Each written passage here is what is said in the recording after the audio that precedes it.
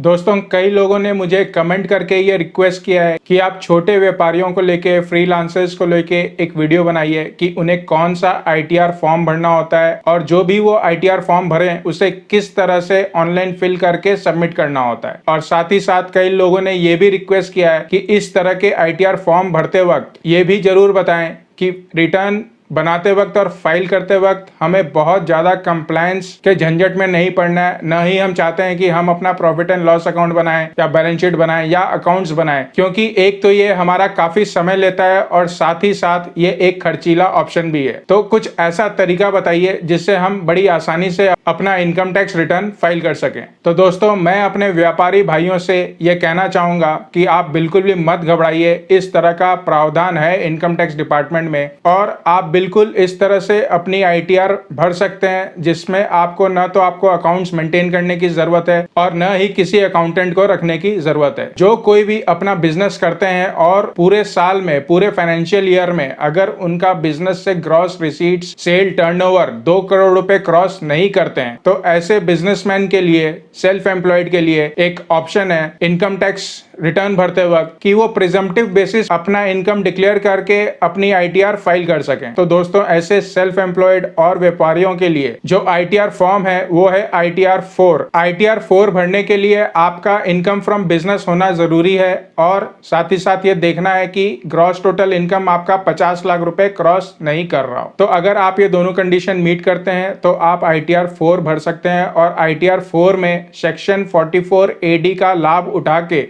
Presumptive basis पे आप अपना इनकम टैक्स रिटर्न फाइल कर सकते हैं। तो फ्रेंड्स, इस वीडियो में हम बात करेंगे किस तरह से आपको आईटीआर 4 ऑनलाइन फिल करना है और फिल करके उसको फाइल करना है। बने रहिए दोस्तों इस वीडियो में। मैं हूं सीए हेमंत और आप देख रहे हैं आपका अपना यूट्यूब चैनल सरल फाइनेंस। अगर आप इस चैनल पे नए हैं, मुझे पहली बार देख रहे हैं, तो इस चैनल को सब्सक्राइब भी जरूर करिएगा, क्योंकि मैं लेके आता हूं वीडियोस टैक्स के ऊपर में, इन्वेस्टमेंट के ऊपर में और फाइनेंस के ऊपर में, जिसमें होता है फायदा हम सभी लोगों का। फ्रेंड्स, ऑनलाइन आईटीआर 4 भरने के लिए आपको इनकम टैक्स की website income tax India e-filing.gov.in पे जाना होगा। उस पे आपको लॉगिन करना होगा अपने यूजर आईडी और पासवर्ड के साथ में। अगर आप फर्स्ट टाइम अपनी आईटीआर फाइल कर रहे हैं और आप सेल्फ एम्प्लॉयड या बिजनेसमैन हैं, तो आपको वहां पे रजिस्टर भी करना होगा। तो जैसे ही आप इनकम टैक्स की वेबसाइट पे लॉगिन करते हैं, डैशबोर्ड में आपको एक ऑप्शन दिखेगा filing of income tax return. Filing of income tax return पे आपको क्लिक करना होगा। जैसे ही आप उस पर क्लिक करोगे तो एक स्क्रीन खुलेगी जिसपे आपका पैन नंबर वहां पे डिस्प्ले हो रहा होगा बाय डिफॉल्ट। उसके बाद में वहां पे आपको असेसमेंट ईयर सेलेक्ट करना होगा। करंट ईयर में अगर आप अपनी रिटर्न भर रहे हैं तो आपको असेसमेंट ईयर 2021 भरना होगा। उसके बाद में आपको अपना फॉर्म नंबर सेलेक्ट करना होगा। फॉर्म नंबर, जैसे कि यहाँ पे बात हो रही है, आपको फॉर्म नंबर आईटीआर 4 सेलेक्ट करना है और उसके बाद में सबमिशन मोड सेलेक्ट करना है, जो रहेगा प्रिपेयर एंड सबमिट ऑनलाइन। तो ये सिलेक्शन करने के बाद में फ्रेंड्स, पूरा का पूरा फॉर्म अलग अलग टैब्स में आपके सामने में खुल जाएगा और जैसे ही ये फॉर्म खुलेगा, हर टैब में जाके जो भी चीजें आपके लिए एप्लीकेबल हैं, उन टैब्स में जाके आपको अपने इनकम से रिलेटेड फिगर्स वहां पे डालने होंगे। तो आईटीआर 4 भरने के लिए हम एक छोटा सा एग्जाम्पल लेके चलते हैं और उस एग्जाम्पल को ध्यान में रखते हुए हम पूरा का पूरा आईटीआर 4 यहाँ पे डिस्कस करेंगे कि आपको किस तरह से भरना है और किस तरह से फाइल करना है। इस एग्जाम्पल में हम ये अज्यूम करते हैं कि एक इंडिविजुअल रेसिडेंट इन इंडिया वो एक पार्ट टाइम जॉब करता है जिससे वह 20,000 रुपए महीना कमाता है। उसको पूरे साल में सेविंग्स बैंक से इंटरेस्ट मिला है 2,500 रुपए का। उसने कुछ एफडी भी करा रखी थी और उस एफडी से उसको इंटरेस्ट मिला है पूरे साल में 15,900 रुपए का। और उसके साथ ही उसकी एक इलेक्ट्रॉनिक्स की दुकान है जिससे उसने पूरे साल में 3 लाख रुपए कमाए हैं और 30 लाख रुपए का माल बेच के। इस एग्जाम्पल को हम ऑनलाइन भरेंगे आईटीआर 4 में और देखेंगे कि हमें कहाँ कहाँ क्या क्या चीजें भरनी होती हैं, ताकि आप ये जान पाओ कि आईटीआर 4 किस तरह भरना है ऑनलाइन और अपना इनकम टैक्स रिटर्न आप बड़ी आसानी से लगा पाओ अगर आपके लिए आईटीआर 4 एप्लीकेबल है। अब बेसिकली आईटीआर 4 भरने के लिए खुल गया है ऑनलाइन। तो आप देखोगे यहाँ पे इंस्ट्रक्शन है, उसके बगल में जनरल इन्फॉर्मेशन का टैब है, इनकम डिटेल्स है, बीपी यानी business profession, tax details, taxes paid and verification, schedule DI, schedule D और शेड्यूल 80G। तो ये सारे अलग अलग टैब्स हैं या पेजेस कह सकते हैं इनको। तो ये पेजेस में जो जो चीजें हमारे लिए एप्लीकेबल है उन फिगर्स को हमारे को यहाँ भरना होगा, भर के अपना इनकम टैक्स रिटर्न बनाना होगा और बना के हमें उसे सबमिट करना होगा। सीरियली चलेंगे, जिस तरह से पेजेस यहाँ डिस्प्ले हो रहे हैं उस तरह से हम उसको भरते हुए आगे चलेंगे। तो सबसे पहले इंस्ट्रक्शन वाला पेज है जो बता रहा है कि हमारे को किस तरह से ये आईटीआर 4 भरना है। उसके बाद में जनरल इन्फॉर्मेशन इन्फॉर्मेशन का पेज है। जनरल इन्फॉर्मेशन के पेज में आपकी बेसिक डिटेल्स प्रीफिल होके आएंगी, आप उनको चेक कर सकते हो। अगर कोई चेंजेस है तो आप एडिट भी कर सकते हो इनको। इस तरह से यहाँ पे आपकी बेसिक डिटेल शो हो रही हैं। उसके नीचे में फाइलिंग स्टेटस है, नेचर ऑफ एम्प्लॉयमेंट पूछ रहा है यहाँ पे, तो नेचर ऑफ एम्प्लॉयमेंट में देखते हैं क्या क्या ऑप्शन है। यहाँ central government, state government, public sector undertaking, pensioners, others, not applicable. तो हमारे एग्जाम्पल में जैसे कि मैंने बताया कि जो इंडिविजुअल है वो पार्ट टाइम नौकरी कर रहा है जिससे वो 20,000 रुपए महीना कमा रहा है, तो यहाँ पे हम अदर सेलेक्ट कर लेंगे। प्राइवेट नौकरी के लिए अदर सेलेक्ट करेंगे। 139(1) यानी कि ड्यू डेट के पहले हम अपनी रिटर्न भर रहे हैं तो हम 139(1) जो पहले से ऑप्शन आ रहा है वही सेलेक्ट करेंगे। इसके नीचे वाला फील्ड उन लोगों के लिए है जिनकी ग्रॉस टोटल इनकम पूरे साल में टैक्सेबल लिमिट से कम है, यानी 2.5 लाख रुपए से कम है, पर उन्होंने या तो अपने बैंक में 1 करोड़ रुपए जमा कराए हैं, या फिर उन्होंने फॉरेन ट्रैवल किया है जिसमें उन्होंने 2 लाख से ज्यादा खर्च किया है, या फिर उन्होंने अपना बिजली का बिल भरा है जो 1 लाख रुपए से ज्यादा है। तो अगर किसी की ग्रॉस टोटल इनकम 2.5 लाख रुपए से कम है, बिलो टैक्सेबल लिमिट है, पर उसने इन तीनों ऑप्शंस में से कोई भी एक ऑप्शन या 2 ऑप्शन या तीनों ऑप्शन पे खर्च किया है इतना अमाउंट, तो उसे इनकम टैक्स में अपनी रिटर्न भरनी पड़ेगी। हमारे केस में हमारी जो ग्रॉस टोटल इनकम है वो 2.5 लाख रुपए से ज्यादा है, तो इस ऑप्शन को हम नो कर देंगे और नो करने के बाद में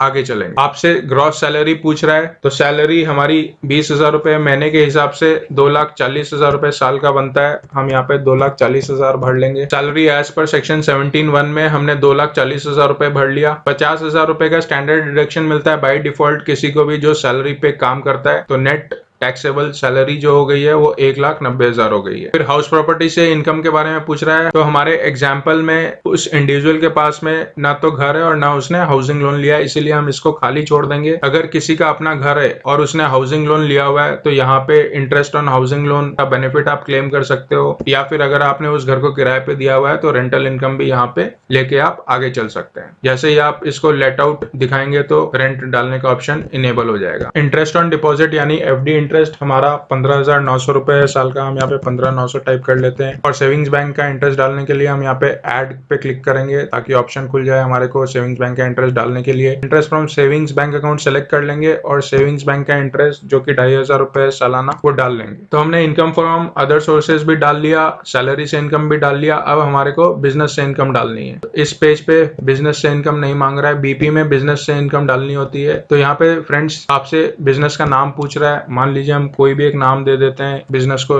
ABC एंटरप्राइजेस। बिजनेस कोड जो नेचर ऑफ बिजनेस है उसका एक बिजनेस कोड आ रहा होगा। मैन्युफैक्चरिंग है तो मैन्युफैक्चरिंग सेलेक्ट करने का है, कंस्ट्रक्शन है तो कंस्ट्रक्शन सेलेक्ट करने का है। यहाँ होलसेल और रिटेल, हमारा रिटेल एक शॉप है इलेक्ट्रॉनिक्स की, तो यहाँ पे retail sale of other house hold appliances हम सेलेक्ट कर लेंगे। डिस्क्रिप्शन देना चाहें थोड़ा डिटेल में तो आप यहाँ पे लिख सकते हो, नहीं तो आप इसको इग्नोर भी कर सकते हैं। और फिर यहाँ पे 2 टैब आ रहे हैं, एक में आ रहा है आपको इलेक्ट्रॉनिक मोड से कितना अमाउंट रिसीव हुआ है और अदर देन इलेक्ट्रॉनिक मोड या बैंक मोड से कितना अमाउंट रिसीव हुआ है। हमारे केस में 30 लाख का टोटल रिसीट्स है, तो हम 15 लाख दोनों में कंसिडर कर लेते हैं। इलेक्ट्रॉनिक मोड पे सेक्शन 44AD में मिनिमम 6% का प्रॉफिट दिखाना होता है और नॉन इलेक्ट्रॉनिक मोड में मिनिमम 8% का दिखाना होता है, इसीलिए यहाँ पे ये 2 डिटेल्स अलग अलग पूछ रहा है। और क्योंकि हमारा प्रॉफिट 30 लाख रुपए पे 3 लाख रुपए यानी कि 10% का एवरेज आता है, तो हम 1.5 लाख रुपया दोनों में दिखा देंगे। तो टोटल प्रॉफिट यहाँ पे हमारा बिजनेस से 3 लाख रुपए हो गया। तो इस तरह से हमने अपनी बिजनेस इनकम भी भर ली। तो जितने भी सोर्सेज ऑफ इनकम थे इस इंडिविजुअल के वो हमने भर लिया है। अब हम इनकम डिटेल्स पे आके कंप्यूटेशन को चेक कर लेते हैं। तो आप देखोगे बिजनेस से 3 लाख इनकम आ गई, सैलरी से इनकम आ गई और अदर सोर्सेज से इनकम आ गई। तो टोटल मिला के आप देखेंगे 5,08,400 का ग्रॉस टोटल इनकम है। पार्ट सी में फ्रेंड्स अगर आपको कोई